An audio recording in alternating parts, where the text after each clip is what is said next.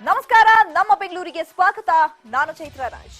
ಮತದಾನ ಜಾಗೃತಿಗಾಗಿ ಹೋಟೆಲ್ಗಳಿಂದ ಆಫರ್ ವಿಚಾರಕ್ಕೆ ಸಂಬಂಧಪಟ್ಟಂತೆ ಹೋಟೆಲ್ ನಿರ್ಧಾರಕ್ಕೆ ತಡೆ ನೀಡಿದ್ದ ಆಯೋಗದ ನಿರ್ಧಾರಕ್ಕೆ ಈಗ ಹೈಕೋರ್ಟ್ ತಡೆ ಕೊಟ್ಟಿದೆ. ಹೈಕೋರ್ಟ್ ಮೊರೆ ಹೋಗಿದ್ದಂತಹ ಹೋಟೆಲ್ ಮಾಲೀಕರ ಸಂಘ ಈಗ ಹೋಟೆಲ್ ನಿರ್ಧಾರಕ್ಕೆ ತಡೆ ನೀಡಿದ್ದ ಆಯೋಗದ ನಿರ್ಧಾರಕ್ಕೆ ತಡೆ ಹಿಡಿಯಲಾಗಿದೆ.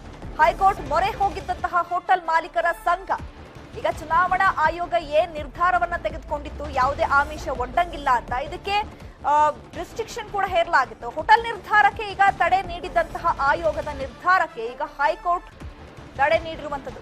ನಾಳೆ ನಡೆಯಲಿರುವ ಚುನಾವಣೆಯಲ್ಲಿ ಹೆಚ್ಚಿನ ಮತದಾನವಾಗಬೇಕು ಎಂಬ ಸದುದ್ದೇಶದಿಂದ ಕೆಲವೊಂದು ಹೋಟೆಲ್ಗಳಲ್ಲಿ ಮತ ಚಲಾಯಿಸಿ ಬಂದವರಿಗೆ ಉಚಿತ ಹಾಗೂ ರಿಯಾಯಿತಿ ದರದಲ್ಲಿ ಆಹಾರ ನೀಡಿ ಪ್ರೋತ್ಸಾಹಿಸಲು ಹೋಟೆಲ್ ಮಾಲೀಕರು ನಿರ್ಧಾರವನ್ನ ಮಾಡಿದ್ರು. ಆದರೆ ಕೊನೆಯ ಗಳಿಗೆಯಲ್ಲಿ ಚುನಾವಣಾ ಆಯೋಗ ಉತ್ತಮ ಕಾರ್ಯಕ್ಕೆ ಆಕ್ಷೇಪಣೆಯನ್ನು ವ್ಯಕ್ತಪಡಿಸಿತು.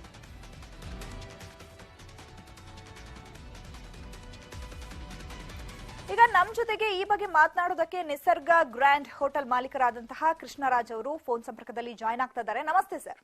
ನಮಸ್ಕಾರ ಸರ್, ನಿಮ್ದೊಂದು ಸದುದ್ದೇಶ ಇತ್ತು, ಮತದಾನ ಮಾಡಿ ಬಂದವರಿಗೆ ಉಚಿತವಾಗಿ ಊಟ ನೀಡುವಂತದ್ದಾಗಿರ್ಬೋದು ಅಥವಾ ಟಿಕೆಟ್ ಕೊಡುವಂತದ್ದಾಗಿರ್ಬೋದು. ಇದಕ್ಕೆ ಚುನಾವಣಾ ಆಯೋಗ ತಡೆ ನೀಡಿತು.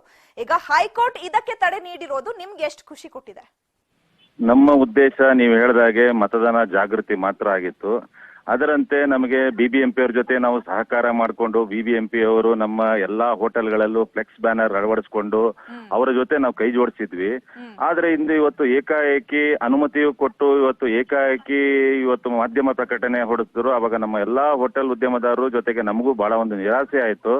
ಯಾಕೆ ನಾವು ಇಷ್ಟೊಂದು ಒಳ್ಳೆ ಕೆಲಸ ಮಾಡ್ತಾ ಇದ್ರು, ಇದಕ್ಕೆ ಯಾಕೆ ಸಪೋರ್ಟ್ ಮಾಡ್ತಾ ಇಲ್ಲ? ನಾವು ಆಫ್ಟರ್ ದಿ ವೋಟಿಂಗ್ ಚುನಾವಣೆಯ ಗುರುತು ತೋರ್ದೋರಿ ಮಾತ್ರ ನಾವು ಫುಡ್ ಆಫರ್ ಮಾಡ್ತಾ ಇದೀವಿ. ಅಂದ್ರೆ ಒಂದು ಚುನಾವಣೆ ಮತಗಟ್ಟೆಗೆ ಹೋಗಿ ಮತ ಹಾಕಿ ಬಂದು ಅವ್ರು ಯಾರು ಏನು ಅಂತ ನಮ್ಗೆ ಅವ್ರ ಬಗ್ಗೆ ಏನೂ ಮಾಹಿತಿ ಇರಲ್ಲ, ಅಂತವ್ರಿಗೆ ನಾವು ಉಚಿತವಾಗಿ ನೀಡ್ತಾ ಇರೋದು. ಇದು ಒಂದು ಒಳ್ಳೆ ಕಾರ್ಯಕ್ರಮ ಅಂತ ನಾವು ಅನ್ಕೊಂಡಿದ್ವಿ. ದಿಢೀರ ಮಧ್ಯಾಹ್ನ ಈ ರೀತಿಯಾಗಿ ಅವರೊಂದು ಪತ್ರಿಕಾ ಪ್ರಕಟಣೆ ಹೊರಡಿಸಿದ್ರು. ಅದು ಸ್ವಲ್ಪ ನಮ್ಮ ಮನಸ್ಸಿಗೂ ಬೇಜಾರಾಯ್ತು. ನಮ್ಮ ಉದ್ದೇಶ ಬಿಬಿಎಂಪಿ ಅವ್ರ ಜೊತೆ ಸೇರ್ಕೊಂಡ್ಬಿಟ್ಟು ಬೆಂಗಳೂರಲ್ಲಿ 80% ಮತದಾನ ಮಾಡುವುದೇ ನಮ್ಮ ಉದ್ದೇಶ ಆಗಿತ್ತು. ಆ ಉದ್ದೇಶ ಫಲಿಸ್ತಿಲ್ಲ ಅನ್ನೋ ಉದ್ದೇಶದಿಂದ ನಾವು ಮಾನ್ಯ ಉಚ್ಚ ನ್ಯಾಯಾಲಯದ ಮನವಿ ಮಾಡಿದ್ವಿ. ಮಾನ್ಯ ಉಚ್ಚ ನ್ಯಾಯಾಲಯ ಅದಕ್ಕೆ ತಡೆ ಅದೇ ನಮ್ಮ ಉದ್ದೇಶ ಮತದಾನ ಜಾಗೃತಿ ಮಾಡೋದು, ಜನರಲ್ಲಿ ಮತದಾನ ಜಾಗೃತಿ ಮಾಡಿ ಮತದಾನ ಉತ್ತೇಜನ ಮಾಡೋದು ಅನ್ನೋದು ಉದ್ದೇಶ ಇತ್ತು. ಮಾನ್ಯ ಹೈಕೋರ್ಟ್ ಅದನ್ನ ಪುರಸ್ಕರಿಸಿ ಇದು ಉದ್ದೇಶ ಒಳ್ಳೆಯ ಉದ್ದೇಶ ಅನ್ನೋದು ಒಂದು ಅವರ ಒಂದು ಇದರಲ್ಲಿ ಆದೇಶದಲ್ಲಿ ಬಂತು. ಒಳ್ಳೆ ಉದ್ದೇಶದಿಂದ ಮಾಡ್ತಾ ಇದ್ದಾರೆ. ಬೆಂಗಳೂರಿನ ಎಲ್ಲಾ ಹೋಟೆಲ್ಗಳಲ್ಲೂ ಮಾಡ್ಲಿ, ಒಳ್ಳೆಯ ಒಂದು ಉದ್ದೇಶ ಇದು ಅಂತೇಳಿ ಅವರು ಅದಕ್ಕೆ ಪುರಸ್ಕಾರ ಅದು ಓಕೆ ಯಾರೆಲ್ಲ ಮಾಡಿ ಬರ್ತಾರೆ ಅವ್ರಿಗೆ ಉಚಿತವಾಗಿ ನೀವು ಊಟ ಸಪ್ಲೈ ಮಾಡ್ತೀರಾ, ಹಾಗೆ ಟಿಕೆಟ್ ಕೂಡ ಕೊಡ್ತೀರಾ. ಏನೇನು ಆಫರ್ ಕೊಡ್ತಿದ್ದೀರಾ ಸರ್ ತಾವು? ಅಷ್ಟೇ, ಈಗ ಏನ್ ನಾವು ಹೇಳಿದ್ವಿ, ಮತದಾನ ಮಾಡಿ ಬಂದು ಬೆರಳು ತೋರಿದವರಿಗೆ ಖಾಲಿ ದೋಸೆ ಮತ್ತೆ ಸ್ವೀಟು ಮತ್ತೆ ಜ್ಯೂಸ್ ಉಚಿತವಾಗಿ ನೀಡ್ತೀವಿ. ಹಾಗೆ ಅಂದ್ರೆ ಸರ್, ಈಗ ನಾಳೆ ಮತದಾನಕ್ಕೆ ಕೂಡ ಸಾಕಷ್ಟು ಜನರು ಕೂಡ ಮತದಾನ ಮಾಡ್ತಾರೆ, ವೋಟಿಂಗ್ ಮಾಡ್ತಾರೆ. ಆದ್ರೆ ಎಷ್ಟು ಜನಕ್ಕೆ ಸೀಮಿತ ಮಾಡಿದೀರಾ ಈ ಆಫರ್ ಅನ್ನ ಅಂತ? ನಾವು ನಮ್ಮ ಕೈಲಾದ ಒಂದು ಸಣ್ಣ ಪ್ರಯತ್ನ ಮಾಡ್ತಾ ಇದೀವಿ. ಇದರಲ್ಲಿ ನಮ್ಮ ಸಾಧ್ಯ ಎಷ್ಟಾಗುತ್ತೋ ಅಷ್ಟು ಜನಕ್ಕೂ ನಾವು ವ್ಯವಸ್ಥೆಗಳನ್ನ ಮಾಡ್ಕೊಂಡಿದೀವಿ. ಜನರು ಅದರ ಬಗ್ಗೆ ಸಹಕಾರ ಮಾಡ್ತಾರೆ. ಇದು ಒಂದು ಹಬ್ಬದ ರೀತಿಯಲ್ಲಿ ಆಚರಣೆ ಮಾಡುವಂತ ಒಂದು ಮತದಾನದ ಒಂದು ಹಬ್ಬ ಅಂತ ಹೇಳ್ಬೋದು.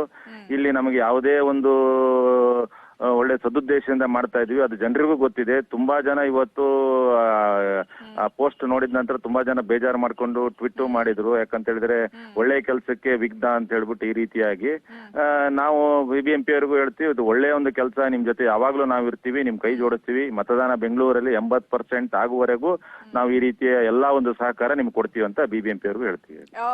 Okay, thank you sir, News 18 ಜೊತೆ ಮಾತನಾಡಿದ್ದಕ್ಕೆ.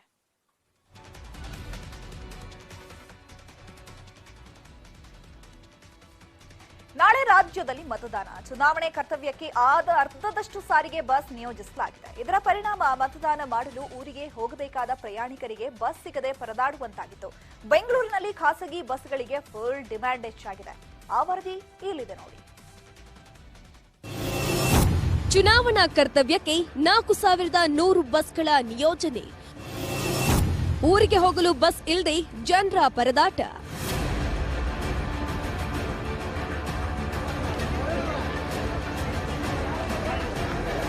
ಕೈಯಲ್ಲಿ ಬ್ಯಾಗ್ ಹಿಡಿದು ಊರಿನ ಬಸ್ಗಾಗಿ ಕಾದು ಕುಳಿತ ಜನರು ಮತ್ತೊಂದೆಡೆ ಬಸ್ ಬಂದ ತಕ್ಷಣ ರೇಸ್ಗೆ ಬಿಟ್ಟವರಂತೆ ಓಡ್ತಾ ಇರೋ ಜನರು. ಈ ದೃಶ್ಯಗಳು ಕಂಡು ಬಂದಿದ್ದು ಬೆಂಗಳೂರಿನ ಮೆಜೆಸ್ಟಿಕ್ನ ಕೆಎಸ್ಆರ್ಟಿಸಿ ಬಸ್ ನಿಲ್ದಾಣದಲ್ಲಿ. ನಾಳೆ ಮತದಾನ ಇರುವ ಕಾರಣಕ್ಕೆ ಇವರೆಲ್ಲ ತಮ್ಮ ತಮ್ಮ ಊರುಗಳಲ್ಲಿ ಮತದಾನ ಮಾಡಲು ಹೊರಟಿದ್ದಾರೆ. ಆದ್ರೆ ಎಲ್ಲಾ ಬಸ್ಗಳು ಮತದಾನಕ್ಕೆ ನಿಯೋಜನೆ ಆಗಿರುವ ಕಾರಣಕ್ಕೆ ಬಸ್ ಸಿಗದೆ ಪರದಾಡುವಂತಾಗಿತ್ತು.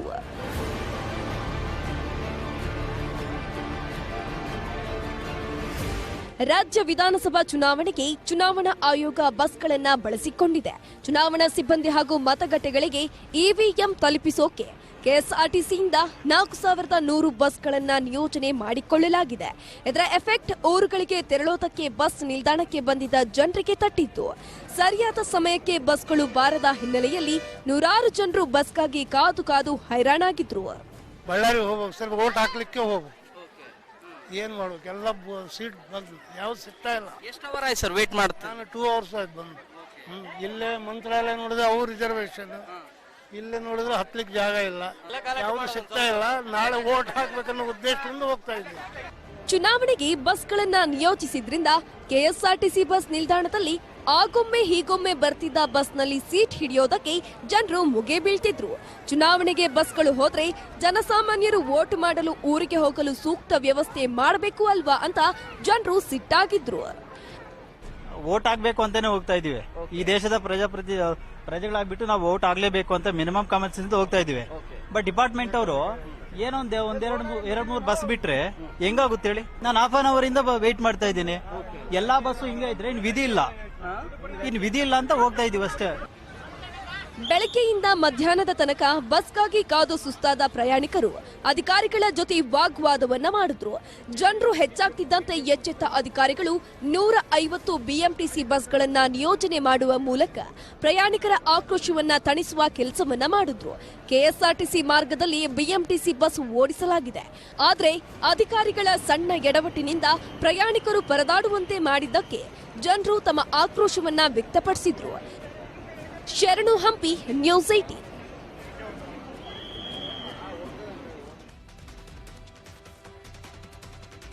ಸ್ಯಾಟಲೈಟ್ ಬಸ್ ನಿಲ್ದಾಣದಲ್ಲಿ ಪ್ರಯಾಣಿಕರ ಪರದಾಟ ಹೆಚ್ಚಾಗ್ತಾ ಇದೆ. ಬಸ್ಗಳಿಲ್ಲದೆ ಸೀಟ್ ಸಿಗದೆ ಅಧಿಕಾರಿಗಳ ವಿರುದ್ಧ ಜನಸಾಮಾನ್ಯರು ಅಸಮಾಧಾನವನ್ನ ವ್ಯಕ್ತಪಡಿಸುತ್ತಿದ್ದಾರೆ.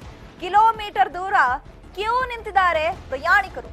ಬಸ್ಗಳಿಲ್ಲದೆ ಸೀಟ್ ಸಿಗದೆ ಅಧಿಕಾರಿಗಳ ವಿರುದ್ಧ ಈಗ ಜನಸಾಮಾನ್ಯರು ಅಸಮಾಧಾನವನ್ನ ವ್ಯಕ್ತಪಡಿಸಿದ್ದಾರೆ. ಕಿಲೋಮೀಟರ್ ಗಟ್ಟಲೆ ಕ್ಯೂ ನಿಂತಿದ್ದಾರೆ ಪ್ರಯಾಣಿಕರು ತಮ್ಮ ಊರುಗಳತ್ತ ತೆರಳೋದಕ್ಕೆ. ಇನ್ನು ಚುನಾವಣಾ ಕಾರ್ಯಕ್ಕೆ ಬಸ್ಗಳನ್ನ ನಿಯೋಜನೆ ಮಾಡಿದೆ. ಈ ಹಿನ್ನೆಲೆಯಲ್ಲಿ ಜನರು ಪ್ರಯಾಣ ಮಾಡೋದಕ್ಕೆ ಬಸ್ಗಳು ಇಲ್ಲದಂತಾಗಿದೆ.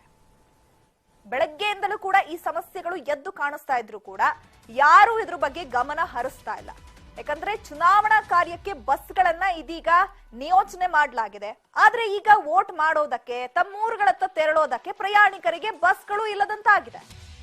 ಈ ಬಗ್ಗೆ ನಮ್ಮ ಪ್ರತಿನಿಧಿ ಗಂಗಾಧರ್ ಜನರನ್ನ ಮಾತನಾಡಿಸಿದ್ದಾರೆ. ಬನ್ನಿ ನೋಡೋಣ.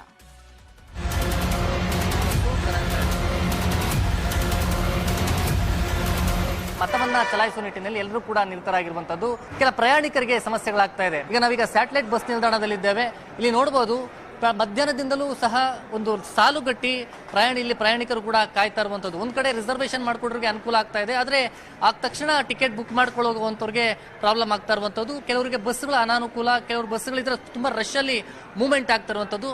ಯುವತಿದ್ದಾರೆ, ಅವರನ್ನ ಮಾತಾಡಿಸ್ತೀನಿ. ಮೇಡಮ್, ತಾವೆಲ್ಲೂ ಪ್ರಯಾಣ ಬೆಳೆಸಿರುವಂತದ್ದು ಹೇಗೆ ಅಂತ? ಸೊ ಫಸ್ಟ್ ಟೈಮ್ ವೋಟ್ ಮಾಡ್ತಾ ಇರೋದು, ಸ್ವಲ್ಪ ಪ್ರಾಬ್ಲಮ್ ಆಗ್ತಿದೆ. ಆದ್ರೂ ನಮ್ ರೈಟ್ ಇರೋದ್ರಿಂದ, ನಾವು ವೋಟ್ ಮಾಡೋದು ನಮ್ ರೈಟ್ ಆಗಿರೋದ್ರಿಂದ ಎಷ್ಟೇ ಕಷ್ಟ ಇದ್ರು ನಾವು ಹೊರಡ್ತಿದೀವಿ. ವಿಪರೀತ ರಶ್ ಇದೆ ಸರ್. ಅಂದ್ರೆ ಸೂಕ್ತವಾದ ಬಸ್ ವ್ಯವಸ್ಥೆ ಕಲ್ಪನೆ ಮಾಡಿಲ್ಲ ಸರ್. 100% ಮತದಾನ ಆಗಬೇಕು ಅಂತ ಚುನಾವಣಾ ಆಯೋಗ ಹೇಳ್ತದೆ ಅದ್ರ ಬಗ್ಗೆ, ಆದ್ರೆ ಅದಕ್ಕೆ ಸೂಕ್ತವಾದಂತ ವ್ಯವಸ್ಥೆನ ಮಾಡಿಕೊಟ್ಟಿಲ್ಲ ಸರ್. ಅದೊಂದು ಬಹಳ ಶೋಚನೀಯವಾದ ಸಂಗತಿ ಸರ್. ನಮಗೆ ವೋಟ್ ಮಾಡ್ಲೇಬೇಕು ಸರ್, ನಾವು ಹಕ್ಕೋದು ಮಾಡ್ಲೇಬೇಕು ಸರ್. ಪ್ರತಿಯೊಬ್ಬರು ವೋಟ್ ಮಾಡ್ಬೇಕು ಸರ್, ಎಷ್ಟೇ ಕಷ್ಟ ಆದ್ರೂ ವೋಟ್ ಮಾಡ್ಲೇಬೇಕು ಸರ್. ಕ್ಯಾಮರಾ ಪರ್ಸನ್ ಶ್ರೀನಿವಾಸ್ ಜೊತೆ ಗಂಗಾಧರ್ ವಾಗ್ಟಾ, ನ್ಯೂಸ್ 18 ಕನ್ನಡ, ಬೆಂಗಳೂರು. ಬೆಂಗಳೂರಿನ ಕೇಂದ್ರ ಮೆಜೆಸ್ಟಿಕ್ ನಲ್ಲಿ ಜನರು ಹೇಗೆಲ್ಲ ಪರದಾಡ್ತಿದ್ದಾರೆ ಅನ್ನೋದನ್ನ ನಮ್ಮ ಪ್ರತಿನಿಧಿ ರಂಜನ್ ತೋರಿಸುವ ಕೆಲಸವನ್ನ ಮಾಡಿದ್ದಾರೆ. ಬನ್ನಿ ನೋಡೋಣ.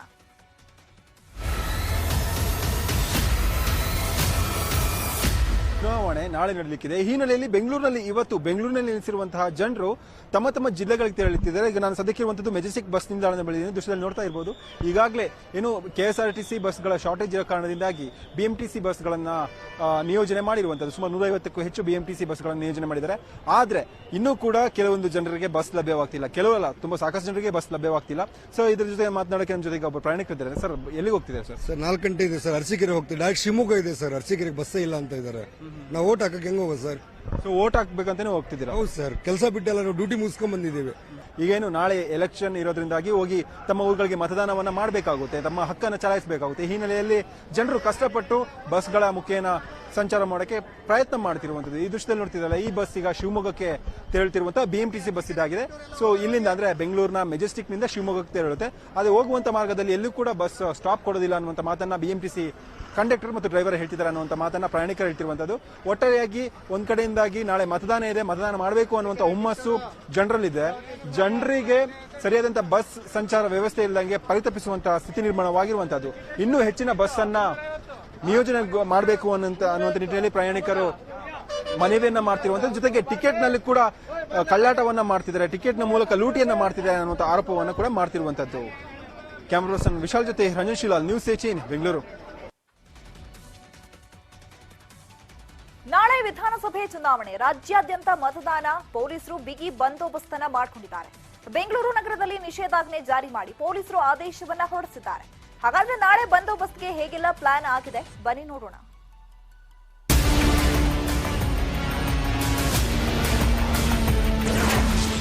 ರಾಜ್ಯ ವಿಧಾನಸಭೆ ಚುನಾವಣೆ ಮತದಾನಕ್ಕೆ ತಯಾರಿ. ಬೆಂಗಳೂರಲ್ಲಿ 3 ದಿನಗಳ ಕಾಲ 144 ಸೆಕ್ಷನ್ ಜಾರಿ. ವಿಧಾನಸಭೆ ಚುನಾವಣೆ ಪ್ರಯುಕ್ತ ನಾಳೆ ಮತದಾನ ನಡೆಯಲಿದೆ. ಕಾನೂನು ಸುವ್ಯವಸ್ಥೆ ಮತ್ತು ಶಾಂತಿಯುತ ಮತದಾನ ನಡೆಸುವ ಸಲುವಾಗಿ ನಗರದಲ್ಲಿ 144 ಸೆಕ್ಷನ್ ಜಾರಿ ಮಾಡಲಾಗಿದೆ. ಬೆಂಗಳೂರು ನಗರ ಪೊಲೀಸ್ ಕಮಿಷನರೇಟ್ ವ್ಯಾಪ್ತಿಯಲ್ಲಿ ನಿಷೇಧಾಜ್ಞೆ ಜಾರಿಗೊಳಿಸಿ ನಗರ ಪೊಲೀಸ್ ಆಯುಕ್ತ ಪ್ರತಾಪ್ ರೆಡ್ಡಿ ಆದೇಶ ಕೊಟ್ಟಿದ್ದಾರೆ. ಬೆಂಗಳೂರಿನಲ್ಲಿ ಯಾವುದೇ ಅಹಿತಕರ ಘಟನೆಗೆ ಆಸ್ಪದ ನೀಡದಂತೆ ಕಾನೂನು ಸುವ್ಯವಸ್ಥೆ ಕಾಪಾಡಲು ಮತ್ತು ಶಾಂತಿಯುತ ಮತದಾನ ನಡೆಸುವ ಸಲುವಾಗಿ ನಿಷೇಧಾಜ್ಞೆ ಜಾರಿ ಮಾಡಲಾಗಿದೆ. ಮೇ 8ರ ಸಂಜೆ 6 ಗಂಟೆಯಿಂದ ಮೇ 11ರ ಸಂಜೆ 6 ಗಂಟೆ ತನಕ 3 ದಿನ 144 ಸೆಕ್ಷನ್ ಜಾರಿಯಲ್ಲಿ ಇರಲಿದೆ. 5 ಜನ ಮೇಲ್ಪಟ್ಟು ಯಾರು ಕೂಡ ಗುಂಪು ಸೇರುವಂತಿಲ್ಲ. ಮತದಾನ ಕೇಂದ್ರದಲ್ಲಿ ಮತದಾರರು ಹೊರತುಪಡಿಸಿ ಉಳಿದವರು ಬರುವಂತಿಲ್ಲ.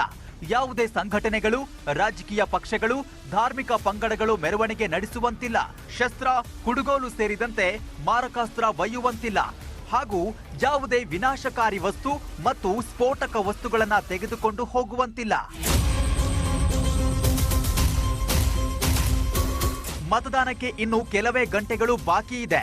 ಇಂದು ಮನೆ ಮನೆಗೆ ತೆರಳಿ ಪ್ರಚಾರ ನಡೆಸಲು 10 ಜನರಿಗೆ ವಿನಾಯಿತಿ ನೀಡಿ ಆದೇಶಿಸಿದ್ದಾರೆ. ಸದ್ಯ ನಗರದಲ್ಲಿ ಬಂದೋಬಸ್ತ್ ಮಾಡಲು ಸುಮಾರು 15,000 ಪೊಲೀಸರನ್ನ ನಿಯೋಜನೆ ಮಾಡಲಾಗಿದ್ದು ಎಲ್ಲೆಡೆ ಕಟ್ಟುನಿಟ್ಟಿನ ಕ್ರಮ ಕೈಗೊಳ್ಳಲಾಗಿದೆ.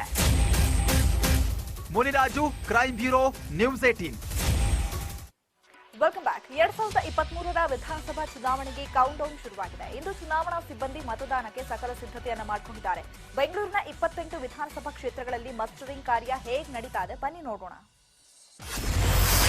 ವಿಧಾನಸಭಾ ಚುನಾವಣೆಗೆ ಕೌಂಟ್ ಡೌನ್ ಶುರು. ಅಭ್ಯರ್ಥಿಗಳ ಭವಿಷ್ಯ ನಿರ್ಧರಿಸಲು ಸಕಲ ತಯಾರಿ.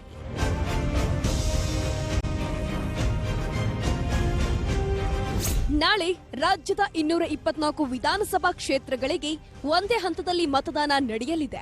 ಬೆಳಗ್ಗೆ 7 ಗಂಟೆಯಿಂದ ಮತದಾನ ಪ್ರಕ್ರಿಯೆ ಆರಂಭವಾಗಲಿದ್ದು, ನಾಳಿನ ಮತದಾನಕ್ಕೆ ಇಂದು ಚುನಾವಣಾಧಿಕಾರಿಗಳು ಸಕಲ ಸಿದ್ಧತೆಯನ್ನ ಮಾಡಿಕೊಂಡು ಮತಗಟ್ಟೆಗೆ ತೆರಳಿದ್ದಾರೆ.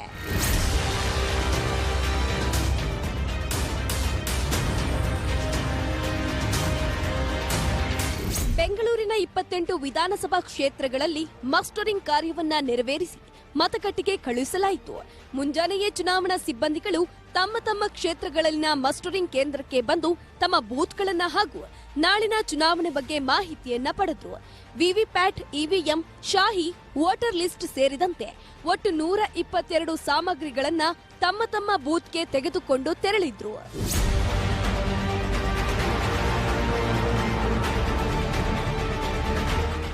ಯಲಹಂಕ ವಿಧಾನಸಭಾ ಕ್ಷೇತ್ರಕ್ಕೆ ಭೇಟಿ ನೀಡಿದ ಬೆಂಗಳೂರು ನಗರ ಮುಖ್ಯ ಚುನಾವಣಾಧಿಕಾರಿ ತುಷಾರ್ ಗಿರಿನಾಥ್ ಸ್ಟ್ರಾಂಗ್ ರೂಮ್ ಸೇರಿದಂತೆ ಎಲ್ಲ ತಯಾರಿಗಳನ್ನ ಪರಿಶೀಲನೆ ಮಾಡಿದ್ರು. ಜೊತೆಗೆ ನಾಳೆ ಮಾಕ್ ಪೋಲಿಂಗ್ ಬಗ್ಗೆಯೂ ಸೂಕ್ತ ಮಾಹಿತಿ ನೀಡುವಂತೆ ಪೋಲಿಂಗ್ ಏಜೆಂಟರ್ಗಳಿಗೆ ಸೂಚನೆಯನ್ನ ನೀಡಿದ್ರು. ನಗರ ಜಿಲ್ಲೆಯಲ್ಲಿ ಟೋಟಲ್ 8,802 ಆಕ್ಸಿಲರಿ ಪೋಲಿಂಗ್ ಸ್ಟೇಷನ್ ಸೇರಿ ಮತಗಟ್ಟೆ ಇವೆ. ಅದಕ್ಕೆ 4 ಪಟ್ಟು ಅಂದರೆ ನಮಗೆ 36,000 to 37,000 ಪೋಲಿಂಗ್ ಆಫೀಸರ್ಸ್ ಅಂದರೆ ಅಲ್ಲಿ ಮತಗಟ್ಟೆಗೆ ಹೋಗ್ತಕ್ಕಂಥ ಅಧಿಕಾರಿಗಳು ಅವಶ್ಯಕತೆ ಇರುತ್ತದೆ. ಮಾಕ್ ಪೋಲ್ ಇರುತ್ತೆ. ಮಾಕ್ ಪೋಲ್ 90 ಮಿನಿಟ್ಸ್ ಮುಂಚೆ ಸ್ಟಾರ್ಟ್ ಆಗ್ತದೆ. 5:30ಗೆ ಸ್ಟಾರ್ಟ್ ಆಗಿ ಸೊ ದ್ಯಾಟ್ ಕರೆಕ್ಟ್ ಟೈಮ್ 7 ಗಂಟೆಗೆ ನಮ್ದು ಎಲ್ಲ ಮತದಾನ ಪ್ರಾರಂಭ ಆಗಬೇಕು. ಇನ್ನು ಮಸ್ಟರಿಂಗ್ ಸೆಂಟರ್ಗೆ ಬಂದಿದ್ದ ಚುನಾವಣಾ ಸಿಬ್ಬಂದಿ ಅಸ್ವಸ್ಥರಾಗಿದ್ರು. ಏಕಾಏಕಿ ತಲೆ ಸುತ್ತಿ ಬಿದ್ದ ಪರಿಣಾಮ ಕೂಡಲೇ ಸಿಬ್ಬಂದಿಗೆ ವೈದ್ಯರಿಂದ ಸೂಕ್ತ ಚಿಕಿತ್ಸೆಯನ್ನ ನೀಡಲಾಯಿತು. ಒಟ್ನಲ್ಲಿ ನಾಳಿನ ಚುನಾವಣಾ ಕಣಕ್ಕೆ ಚುನಾವಣಾಧಿಕಾರಿಗಳು ಹಾಗೂ ಸಿಬ್ಬಂದಿಗಳು ಸಕಲ ಸಿದ್ಧತೆಯನ್ನ ಮಾಡಿಕೊಂಡಿದ್ದು, ನಾಳೆ ಮತದಾನ ಪ್ರಕ್ರಿಯೆ ಮುಗಿದ ಬಳಿಕ ಡಿಮಸ್ಟರಿಂಗ್ ಮಾಡೋ ಮೂಲಕ ಮತ್ತೆ ಇವಿಎಂಗಳು ಸ್ಟ್ರಾಂಗ್ ರೂಮ್ಗೆ ಸೇರಲಿವೆ. ಹಂಸ ಶ್ಯಾಮಲ, ನ್ಯೂಸ್ 18. ರಾಜ್ಯದಲ್ಲಿ ಚುನಾವಣಾ ನೀತಿ ಸಂಹಿತೆ ಜಾರಿಯಾಗ್ತಾ ಇದ್ದಂತೆ ಪೊಲೀಸರು ಮತದಾರರಿಗೆ ಹಂಚಿಕೆ ಮಾಡಲು ಸಾಗಿಸುತ್ತಿದ್ದ ಅಕ್ರಮ ಹಣ ಹಾಗೂ ವಸ್ತುಗಳನ್ನು ವಶಪಡಿಸಿಕೊಂಡಿದ್ದಾರೆ. ಅದರಲ್ಲೂ ಚುನಾವಣಾ ಆಯೋಗ ನಿರ್ದೇಶನದಂತೆ ಡ್ರಗ್ ಮಾಫಿಯಾ ಮೇಲೆ ಕಣ್ಣಿಟ್ಟಿದ್ದ ಸಿಸಿಬಿ ಪೊಲೀಸರು ಬರೋಬ್ಬರಿ 20 ಕೋಟಿ ಮೌಲ್ಯದ ಡ್ರಗ್ಸ್ ವಶಕ್ಕೆ ಪಡೆದಿದ್ದಾರೆ. ಅದರಲ್ಲೂ ಚುನಾವಣಾ ಪ್ರಚಾರದ ವೇಳೆಯಲ್ಲಿ ಡ್ರಗ್ಸ್ ಹಂಚಿಕೆ ಮಾಡ್ತಾ ಇದ್ರು ಅನ್ನೋ ಮಾಹಿತಿ ಮೇರೆಗೆ ವಿಚಾರಣೆ ನಡೆಸುತ್ತಿದ್ದಾರೆ. ಇಬ್ಬರು ನೈಜೀರಿಯಾ ಪ್ರಜೆಗಳು ಸೇರಿದಂತೆ 19 ಡ್ರಗ್ ಪೆಡ್ಲರ್ಗಳನ್ನ ಬಂಧಿಸಿದ್ದಾರೆ. ಬಂಧಿತರು ಸರಬರಾಜು ಮಾಡ್ತಾ ಇದ್ದಂತಹ ಕೊಕೇನ್, LSD, MDMA ಹಾಗೂ ಆಶಿಷ್ ಆಯಿಲ್ ಮತ್ತು ಗಾಂಜಾ ಸೇರಿದಂತೆ 20 ಕೋಟಿ ಮೌಲ್ಯದ ಮಾದಕ ವಸ್ತುಗಳನ್ನು ವಶಪಡಿಸಿಕೊಂಡಿದ್ದಾರೆ.